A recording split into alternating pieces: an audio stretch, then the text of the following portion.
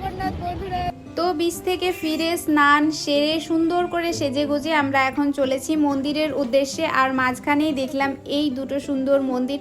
আর পুরী মানেই তো গজার ছড়াছড়ি, এখানেও রয়েছে একটি গজার দোকান।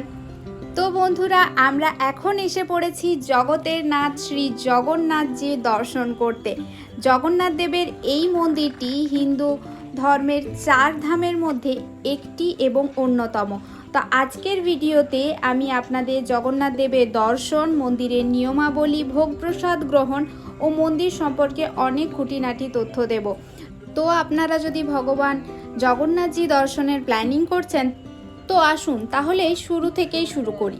তো আমরা এখন হাঁটছি পরিক্রমা মার্গে। আর এই মন্দিরের প্রধান 4টি দুয়ার রয়েছে। প্রবেশের জন্য পূর্ব দিকে সিংহদুয়ার এবং প্রস্থানের জন্য রয়েছে পশ্চিম, দক্ষিণ এবং উত্তর দুয়ার। তো আমরা যেহেতু সকলেই জানি যে মন্দিরে রয়েছেন প্রভু জগন্নাথ, সুভদ্রা, বলভদ্র বা বলরামজি। তো প্রভু জগন্নাথজির মঙ্গল আরতির পর সকাল প্রায় 5:30 থেকে রাত 9টা অবধি মন্দির খোলা থাকে দর্শনের জন্য। আপনি এর মধ্যে যে কোনো সময়ই মন্দিরে আসতে পারেন। এখন বাজে দুপুর 1টা। আর কি পরিমাণে ভিড় হয়েছে সেটা আপনারা দেখতেই পাচ্ছেন।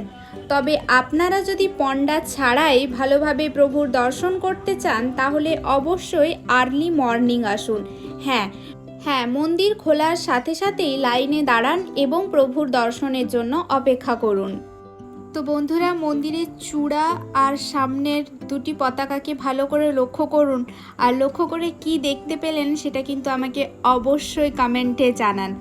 তো শুভম আর আমার দুজনের ড্রিম ডেস্টিনেশনের মধ্যে একটি হলো পুরী জগন্নাথ টেম্পল। তো প্রভুর কৃপায় আজ আমরা আসতে পেরেছি আর সেই জন্য ভীষণ খুশি। প্রভু জগন্নাথ দেবের অবারিত দ্বার সকল ভক্তদের জন্য, আর শ্রী প্রভুও সকলের অপেক্ষায়। তো চলুন। তো আমি এখন ভিডিওটা বানাচ্ছি সেটা এই পরিক্রমা মার্গের এখানে, যেটা বাইরে। মন্দিরের ভেতরে কোনো রকমের মোবাইল, জুতো বা চামড়ার কোনো পার্স বা বেল্ট নিয়ে যাওয়া যায় না। সেগুলোর জন্য আলাদা গোলাপ রুম রয়েছে, সেখানে সেফলি সেই জিনিসগুলো রাখা যায়। আমাদের মোবাইলটাও আমরা সেখানেই রাখবো এবং তারপর আমরা মন্দিরের ভেতরে প্রবেশ করব। তো হোটেল থেকে মন্দিরে ডিরেক্ট এলে আমি সাজেস্ট করব যে আপনি খালি পায়ে আসুন, অনলি মোবাইল সাথে নিয়ে আসুন আর টাকা পকেটে রাখুন। সেটা একান্তই পসিবল না হলে এখানে free shoes and mobile stand রয়েছে। এছাড়া মন্দিরের ঠিক উল্টো দিকেই রয়েছে অনেক পে অ্যান্ড ইউজ দোকান, যেখানে আপনি কিছু টাকার বিনিময়ে আপনার জিনিসগুলি সযত্নে এবং সুরক্ষিতভাবে রাখতে পারবেন।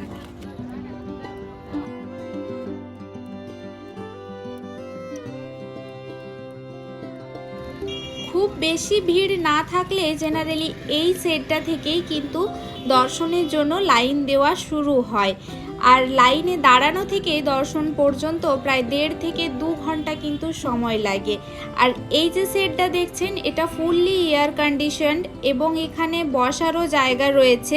এই সেট অবধি আপনি ফ্রুট জুস, জলের বোতল এবং ফ্রুটি এইসব জাতীয় পানীয় পেয়ে যাবেন। মন্দিরের ভেতরে কিন্তু মারাত্মক রকমের ভিড় হয়, তাই অবশ্যই নিজের খেয়াল রাখুন আর সর্বদাই প্রভুকে স্মরণ করুন। তো মন্দিরের সিংহদুয়ারে প্রবেশের পরই আপনি কিন্তু শুকনো প্রসাদ এবং গাঁদা তুলসী মালা পাবেন প্রভুকে অফারিংয়ের জন্য। ইচ্ছে হলে অবশ্যই নিন প্রভুর জন্য। তবে যদি আপনি নিয়ে থাকেন তাহলে সেটি যখন পূজারীর হাতে দেবেন তার সাথে কিন্তু অবশ্যই টাকা দেবেন। আমাদের এটা জানা না থাকায় আমরা আগেই দান পেটিতে টাকাটি দিয়ে দিই এবং তার জন্য আমাদেরকে সম্মুখীন হতে হয় একটি বিচ্ছিরি ঘটনার। যাই হোক, সেটি বাদই দিলাম। এমন ঘটনা যেন অন্য কারোর সাথে না ঘটে। তারপর প্রভুর দর্শন করুন, লাঠির বাড়ি খান এবং প্রভুর আশীর্বাদ নিন এবং মূল মন্দির থেকে বাইরে আসুন। তো মূল মন্দিরের চারিপাশে আরও অনেক দেবদেবীর মন্দির রয়েছে। মোস্ট ইম্পর্ট্যান্টলি মন্দিরের গঠনশৈলী অভূতপূর্ব, যা দেখে আপনি অবশ্যই বিস্মিত হবেন যদি প্রথমবার এসে থাকেন। মন্দিরের দক্ষিণ দুয়ারের দিকে রয়েছে রান্নাঘর, যেখানে জগন্নাথ দেবের 56 ভোগ রান্না করা হয়। তো আপনি রান্নাঘরে গিয়েও কিন্তু রান্না দেখতে পারেন। তো মন্দিরের দক্ষিণ দুয়ারের দিকেই রয়েছে প্রায় 5 ফুট লম্বা একটি পাথর, যার এক প্রান্তে কথা বললে অপর প্রান্তে শোনা যায়। সেটিও কিন্তু টেস্ট করে দেখতে পারেন, এটিও কিন্তু বেশ একটি মজার জিনিস। এছাড়া মন্দির পরিসরের মধ্যেই রয়েছে হিন্দু ধর্মের অনেক দেবদেবীর মন্দির, সেগুলি অবশ্যই ঘুরে দেখুন। তো এতক্ষণ ঘুরে ঘুরে নিশ্চয়ই খিদে অনুভব করছেন। তো আসুন এবারে আপনাদের জানাই যে মহাপ্রসাদ কোথায় পাবেন আর কিভাবে পাবেন। সমস্ত নিয়মানুসারেই জগন্নাথ দেবকে 56 ভোগ অর্পণ করা হয়, আর তারপরই সেই মহাপ্রসাদ এইভাবেই হাঁড়িতে করে ভক্তদের জন্য নিয়ে আসা হয়, যা মন্দিরের উত্তর পূর্ব দিকে অবস্থিত আনন্দবাজারে মহাপ্রসাদ সর্বনিম্ন 100 টাকা মূল্যে পাওয়া যায়। এই 100 টাকা মূল্যের মহাপ্রসাদটি আপনি সেখানে বসেই খেতে পারবেন। এছাড়া এখান থেকেই আপনি বাড়ির জন্য মহাপ্রসাদ কিনেও নিয়ে যেতে পারেন। তো জগন্নাথজির দর্শন আর মহাপ্রসাদ গ্রহণের পর মনে এক আলাদাই শান্তি বিরাজ করছে, তা বলে বোঝানোর নয়। তো আমরা এখন মন্দিরের বাইরে চলে এসেছি। তো আসুন আপনাদের মন্দিরের বাইরেটা ঘুরে দেখাই। এই হলো পরিক্রমা মার্গ, আর এটা হলো দক্ষিণ দিকের অংশ, দক্ষিণ দুয়ার থেকে বেরিয়েই এই পরিক্রমা মার্গটি রয়েছে। সামনেই রয়েছে দক্ষিণ দুয়ার। তো মন্দিরের দক্ষিণ দুয়ার থেকে কিছুটা এগিয়ে গেলেই রয়েছে পানীয় জলের ব্যবস্থা। এছাড়াও পরিক্রমা মার্গটি কিন্তু খুব সুন্দর করে বিভিন্ন ফুল গাছ দিয়ে সাজানো। আর পশ্চিম দিকে মন্দিরের পিছনের দিকে রয়েছে ওয়াশরুম অ্যান্ড সিটিং রুমের ব্যবস্থা। তবে উত্তর দিকে দরজার থেকে আগিয়ে গেলেও কিন্তু একটি টেম্পোরারি ওয়াশরুম আছে। তবে এখনও কিছু কাজ বাকি আছে মন্দিরের বাইরের, পরিক্রমা মার্গ এবং তার বাইরের কিছু কাজ এখনও বাকি রয়েছে। সেগুলো আশা করি খুব শীঘ্রই শেষ হয়ে যাবে, এবং ভবিষ্যতে যখন আপনারা পুরী ভ্রমণ করবেন এবং জগন্নাথজির দর্শনে পুরী মন্দিরে আসবেন, তখন পুরী মন্দিরকে হয়তো আরও অন্য রূপে দেখবেন। তো সূর্যি মামা প্রায় অস্তাচলে, তবে পতাকা চেঞ্জ হতে কিন্তু এখনও কিছুটা সময় বাকি রয়েছে। আর ঠিক সেই ফাঁকা সময়টাতেই আপনি সেরে নিতে পারেন শপিং। হ্যাঁ, মন্দিরের ঠিক উল্টো দিকে রয়েছে সুন্দর একটি মার্কেট, যেখানে হ্যান্ডিক্রাফটের সুন্দর সুন্দর দোকান রয়েছে। সেখান থেকেই আপনি আপনার প্রিয়জনদের জন্য এবং নিজের জন্য ঘর সাজানোর জন্য সুন্দর সুন্দর আইটেম এখানে পাওয়া যায়। আপনি সেখান থেকে পছন্দ মতো কিছু জিনিস কিনে নিয়েই যেতে পারেন পুরীর জগন্নাথ দেবের স্মৃতি হিসেবে। আর এই যে কেটলিগুলো দেখুন কি সুন্দর পেন্ট করা রয়েছে। তবে এখানে জিনিসের কিন্তু প্রচুর দাম বলে, একটু দরদাম করে কিনে নেবেন। তবে স্পয়লার হিসেবে আপনি একটা অ্যালুমিনিয়ামের কেটলি কিনে এরকম সুন্দর পেন্ট করেই নিতে পারেন। আমি তো বাড়িতে গিয়ে অবশ্যই ট্রাই করব।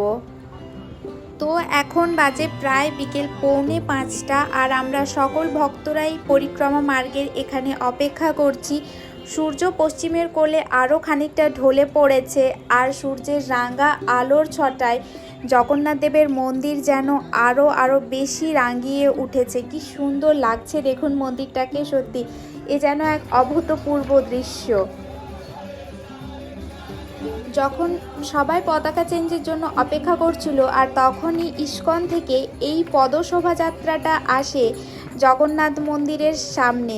আর কিছুক্ষণের জন্য সবাই সব কিছু ভুলে মেতে উঠেছিল শ্রীকৃষ্ণের নামে। বন্ধুরা, উপস্থিত হয়েছে আমরা সেই মহেন্দ্রক্ষণে।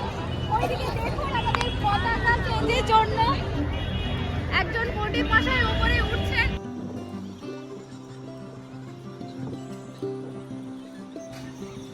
তো পতাকা চেঞ্জ প্রক্রিয়া শুরু হওয়াতেই সবাই কীরকমভাবে স্থির হয়ে দাঁড়িয়ে সেটা দেখছে, এবং আমিও ইভেন হাঁ করে তাকিয়ে আছি। সত্যি পতাকা চেঞ্জ দেখতে পাওয়াটাও কিন্তু একটা সৌভাগ্যের বিষয়। আর এই পতাকা চেঞ্জ যে কোনো পরিস্থিতিতেই হোক না কেন রোজই করা হয়। অ্যান্ড কথিত আছে যদি কোনো একদিন এই পতাকা চেঞ্জ না করা হয়, তাহলে মন্দিরের দরজা 18 বছরের জন্য বন্ধ হয়ে যাবে। যদিও আমরা এখন পূর্ব দুয়ারে দাঁড়িয়ে আছি, তবে পতাকা চেঞ্জ আরও ভালোভাবে দেখার জন্য অবশ্যই আপনারা উত্তর দুয়ারে অপেক্ষা করবেন। হ্যাঁ, উত্তর দুয়ারের বাইরে সিটিং অ্যারেঞ্জমেন্ট রয়েছে, সেখানে বসে সুন্দরভাবে পতাকা চেঞ্জ দেখতে পারবেন। এবং উত্তর দুয়ারের বাইরেই যে পুরানো পতাকাটা থাকে, যেটা নামিয়ে আনা হয়, সেটা কিছু মূল্যে বিক্রিও করা হয়, সেটা আপনি সেখান থেকেই পেয়েও যাবেন। তো পতাকা চেঞ্জ প্রক্রিয়া শেষ, এবার ফিরব রুমে। বাট রুমে ফেরার পথেই শুনতে পাই